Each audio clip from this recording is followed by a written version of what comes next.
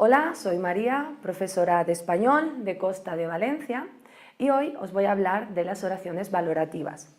Si queréis discutir con vuestros amigos y expresar vuestras opiniones sobre un tema, necesitáis usar estas estructuras, como por ejemplo los verbos ser o estar más un adjetivo valorativo más que, y muy importante, después un verbo en subjuntivo. Por ejemplo, si quieres opinar sobre una buena forma de aprender lenguas, puedes decir: es interesante que viajes al país, o es bueno que conozcas a hablantes nativos con los que puedas practicar, o está mal que uses otras lenguas en clase de español. Es genial que veas tutoriales de español. Pero, atención, recuerda que esta estructura en afirmativa con un adjetivo de seguridad funciona con indicativo. Por ejemplo, es evidente que necesito un diccionario. Es obvio que llueve desde arriba.